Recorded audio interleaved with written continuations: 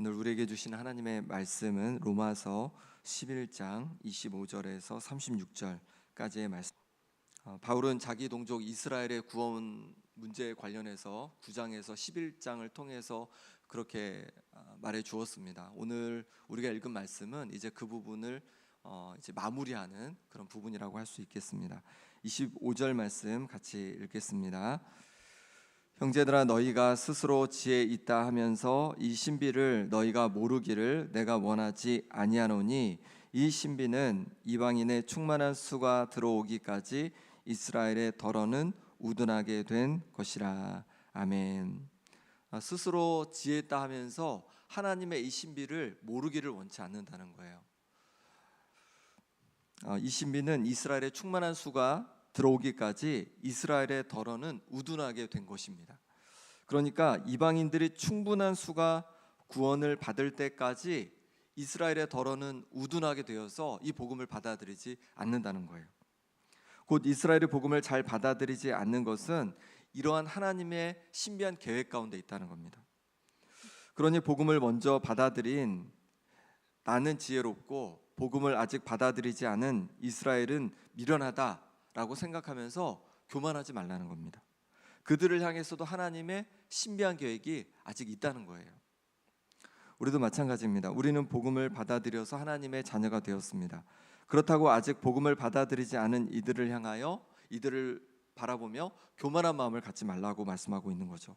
아직 복음을 받아들이지 않은 이들을 향해서도 하나님의 신비한 계획이 있을 수 있다는 거예요. 있으시다는 거예요.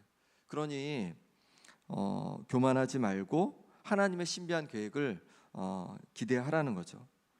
바울은 이렇게 하나님의 신비한 계획을 깨닫고는 마음의 위로를 받았습니다. 하나님께서 자기 민족을 버리신 것 같아서 마음이 아팠는데 그게 아닌 거죠.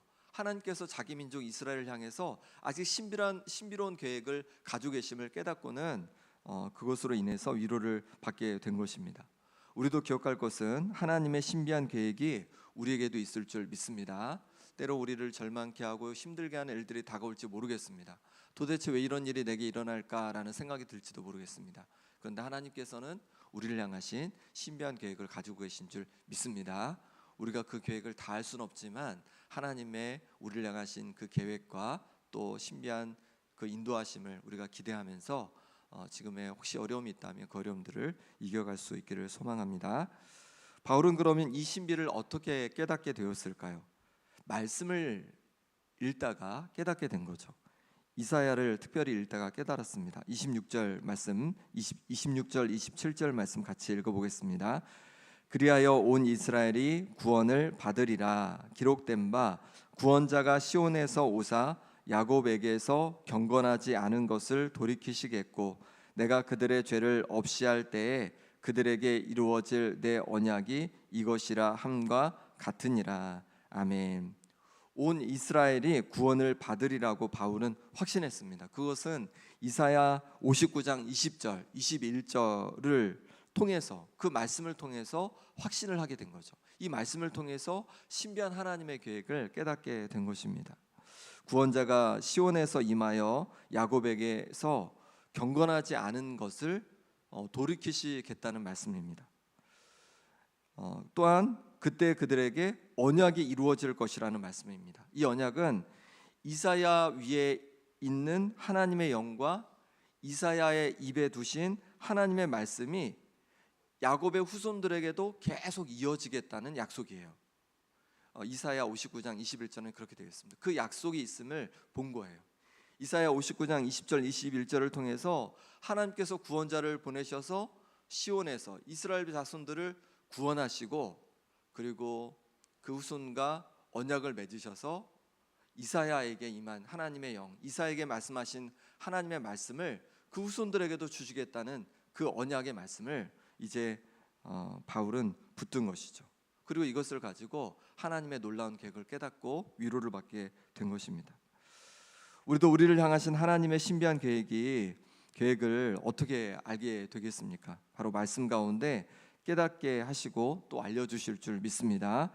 그러니 말씀을 읽는 가운데 하나님의 신비한 우리를 향하신 신비한 계획을 깨닫고 소망 가운데 살아가는 우리가 되기를 간절히 바랍니다.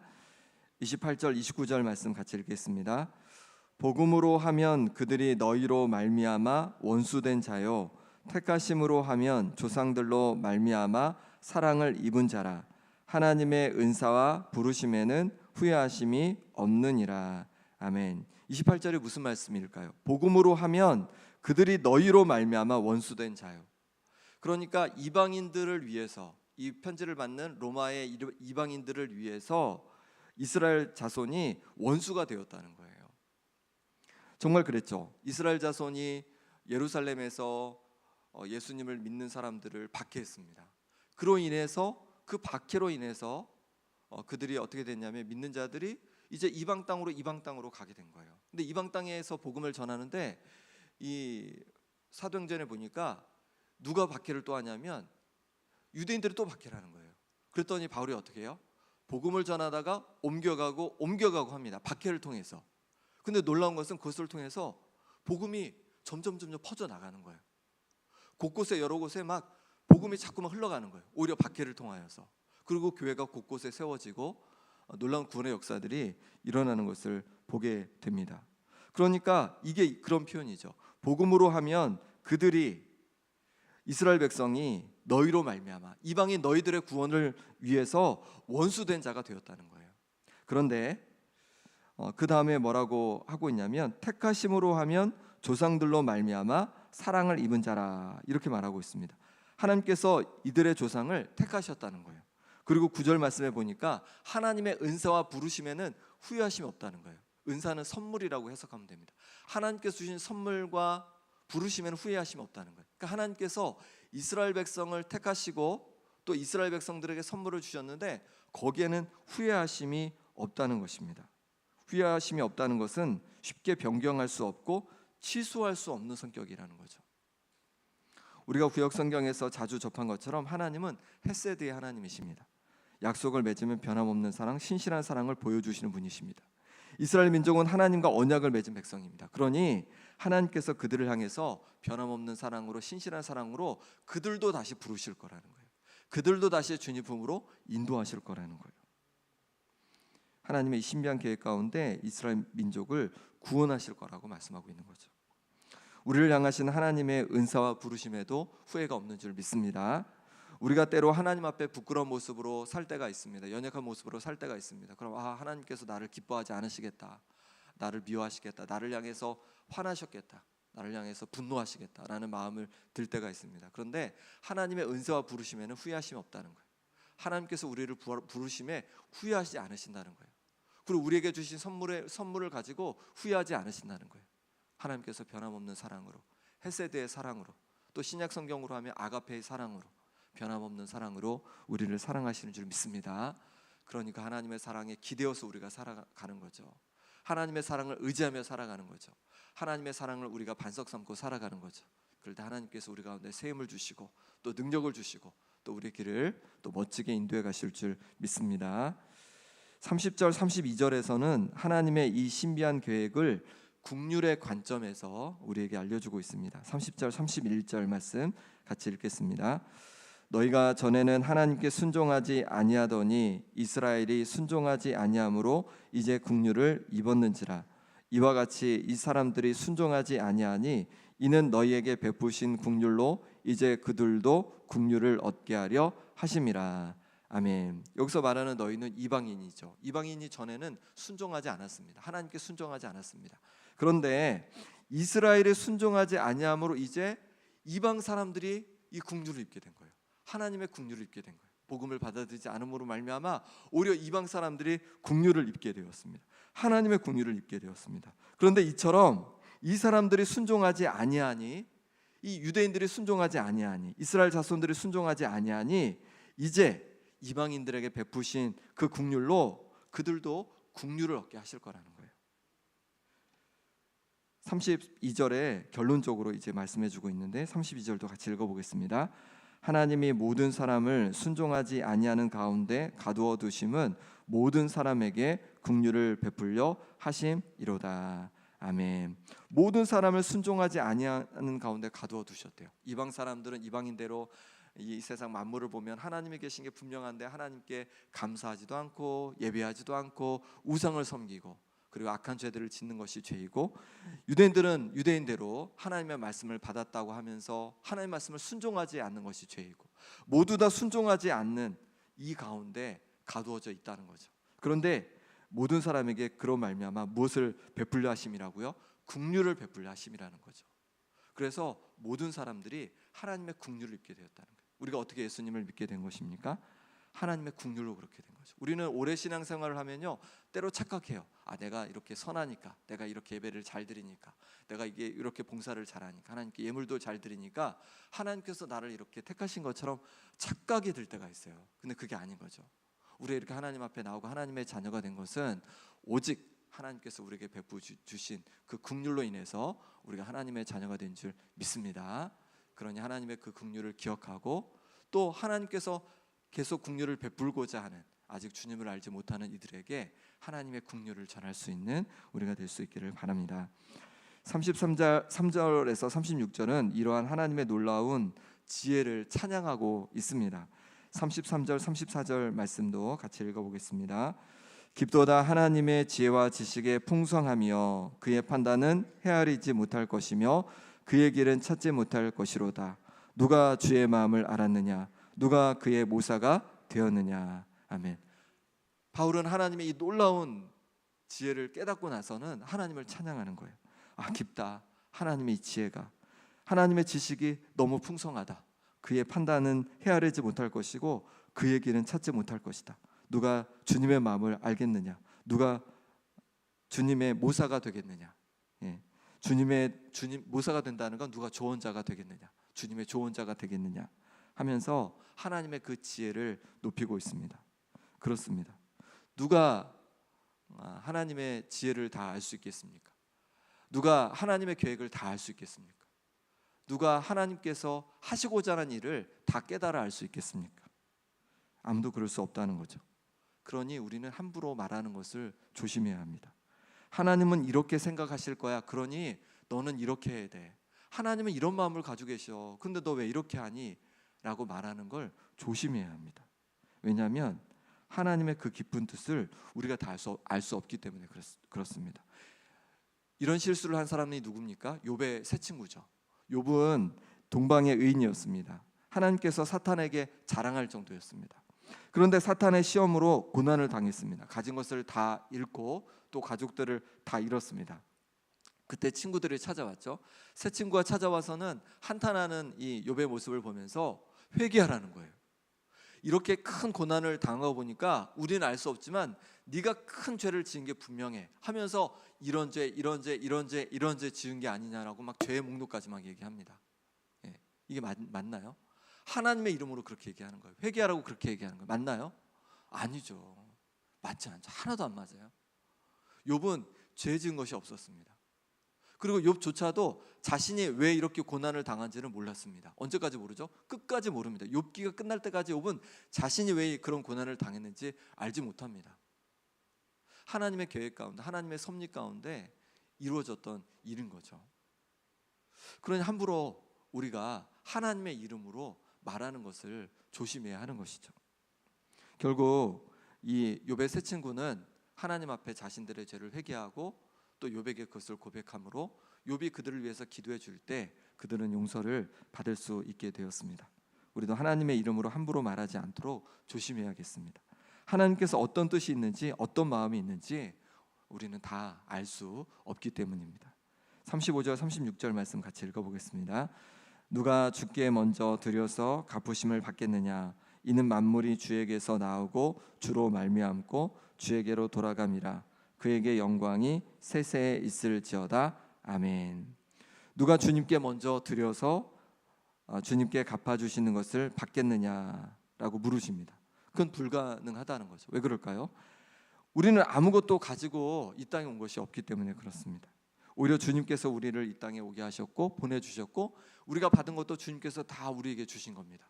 그러니 우리가 먼저 주님께 드릴 수 있는 건 아무것도 없습니다. 주님께서 우리에게 먼저 주셨고 우리가 주신 것 중에 일부를 주님께 돌려드릴 뿐인 거죠. 다윗이 그런 고백을 했죠. 성전을 지을 수 없으니까 이제 솔로몬이 성전을 짓도록 예물과 이런 것들을 내어놓습니다. 그러면서 고백하는 거죠. 주님께서 주신 것의 일부를 주님께 돌려드립니다 라고 하면서 그렇게 내어드리는 거죠. 그렇습니다. 우리가 주님께 무엇을 드리겠습니까? 먼저 주님께 무엇을 드릴 수 있겠습니까? 그런 건 없죠. 주님께서 우리에게 먼저 주셨고 우리가 주님께 돌려드리는 것뿐입니다. 우리가 열심히 봉사합니다. 너무 애씁니다. 애써서 수고하고 봉사합니다. 너무 귀하죠. 근데 그것은 우리에게 주신 주님의 은혜가, 또 우리에게 주신 주님께서 주신 그 놀라운 은혜와 또 복음으로 인해서, 또 우리에게 부어주신 그 은혜로 복으로 인해서 우리가 주님께 돌려드리는 것인 줄 믿습니다. 그러니 우리가 감사함으로, 우리가 기쁨으로 주님 앞에 봉사하고 함께 섬겨갈 수 있는 우리 모두가 될 수 있기를 소망합니다. 함께 기도하겠습니다. 주님은 이스라엘 민족을 향한 신비한 계획을 가지고 계신 것처럼 우리를 향해서도 신비한 계획을 가지고 계신 줄 믿습니다.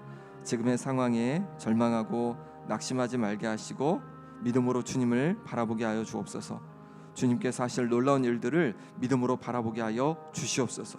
말씀을 붙잡고 주님의 뜻을 발견케 하여 주옵소서. 또 기도하실 때 우리를 향하신 변함없는 사랑을 보여주시는 주님을 바라봅니다. 변함없는 사랑으로 우리를 사랑하시는 주님을 의지합니다. 주님만이 나의 반석입니다. 나의 길을 인도하여 주옵소서. 나의 길을 든든히 지켜 주옵소서. 이 시간 기도하시고 아픈 환우들을 위해 기도할 때 김봉자 권사님, 유재선 성도님, 오기숙 권사님, 김정혜 권사님, 윤정복 장로님, 이규대 집사님, 전명숙 권사님, 조대원 장로님, 노하위에서 또 최혜경 간사님 위해서 기도하겠습니다. 최혜경 간사님의 몸이 많이 안 좋아서 서울에 이제 올라가서 이제 검사받고 이제 치료하는 과정 속에 있습니다. 특별히 온전히 회복해 주시도록 함께 기도해 주시면 좋겠고, 또 다음 세대를 위해서까지 함께 기도하겠습니다. 아버지 하나님께서 붙잡아 주시옵소서. 우리를 향하신 하나님의 놀라고 신비한 계획이 있는 줄 믿습니다. 지금의 상황이 때로 절망스럽고 하나님 아버지 우리가 낙심되는 그런 상황일지라도 주저앉고 절망하는 것이 아니라 우리를 향하신 놀라운 계획을 가지고 계신 주님을 믿음으로 바라보게 하여 주옵소서. 말씀을 붙잡고 주님의 뜻을 발견케 하여 주옵소서. 아버지, 그래서 주님께서 부어주신 그 은혜 속에서 다시 힘내어서 온전히 영광 돌리며 살아가는 우리의 삶이 될 수 있도록 하나님 아버지 역사하여 주옵소서. 우리를 향한 변함없는 사랑을 보여주시는 주님을 믿음으로 바라봅니다. 변함없는 사랑으로 사랑하신 주님을 의지합니다. 주님만이 우리의 반석이십니다. 주님만이 우리를 붙잡아 주십니다. 주여 역사하여 주시옵소서. 주여 인도하여 주옵소서. 주님 바라보며 믿음으로 나아가게 하여 주옵소서. 주님 바라보며 믿음으로 살아가게 하여 주옵소서. 그래서 오직 주님께 영광 돌리는 역사가 일어나게 하여 주옵소서. 아픈 하루들을 기도합니다. 하나님 아버지 역사해 주셔서 회복의 은혜를 부어 주시옵소서. 심장을 강건케 하여 주옵소서. 염증이 사라지게 하여 주옵소서. 기관지가 깨끗이 낫게 하여 주옵소서. 인대가 잘 붙게 하여 주옵소서. 아버지 하나님 또한 주께서 붙잡아 주셔서 수술된 부위들도 하나님께서 주시는 은혜로 잘 회복되는 역사가 있게 하여 주시옵소서. 하나님 아버지께서 붙잡아 주셔서 눈이 온전히 회복되게 하여 주시고, 또한 아버지 하나님 신장이 강건케 도와주시고, 아버지께서 붙잡아 주셔서 온전히 회복되어지고 강건케 되는 역사가 일어나게 하여 주시옵소서. 하나님 도와주시옵소서. 하나님 온전히 깨끗이 치유하시고 회복하여 주시옵소서. 하나님 아버지께서 도우시길 원합니다. 아버지, 우리 다음 세대를 주여 만져 주시옵소서. 아버지 하나님께서 부어주시는 역사로 말미암아 우리 다음 세대를 든든히 세워주시길 원합니다. 믿음으로 서게 하여 주시고 말씀으로 서게 하여 주시고, 또 아버지는 숨기는 아버지 하나님 우리 목사님들과 또 우리 선생님들 가운데 성령으로 충만케 하여 주셔서 하나님께서 부어주신 놀라운 역사와 은혜를 경험케 하여 주시옵소서. 하나님 아버지 도와주시기를 원합니다. 아버지 하나님 만져 주시옵소서. 주가 신의 역사를 보게 하여 주시옵소서.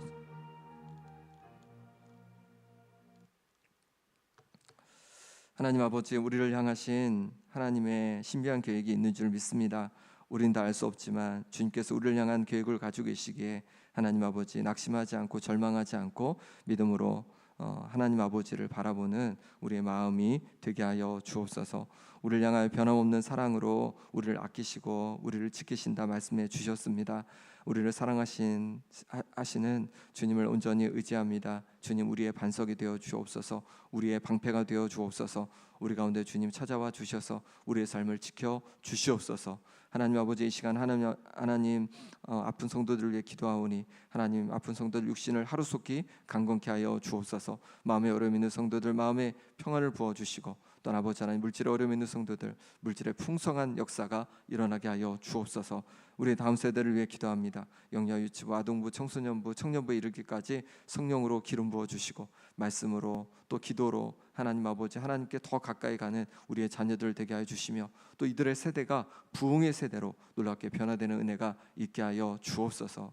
하나님 아버지, 이 시간 하나님 앞에 귀한 예물 올려드립니다. 이 나라 이 민족 또 북한의 국민들을 긍휼히 여겨 주시도록, 또 위정자들에게 진리와 공의로 감당하도록, 또 외국에 계시는 선교사님들 가운데 안전과 또 성령님께서 동행해 주시도록 하나님 앞에 귀한 예물 올려드리오니 이 기도 제목대로 응답하여 주시고, 또 이 가정 가운데도 하나님께서 부어주신 은혜가 날마다 더해갈 수 있도록 역사하여 주옵소서. 예수 그리스도 이름으로 기도합나이다. 아멘.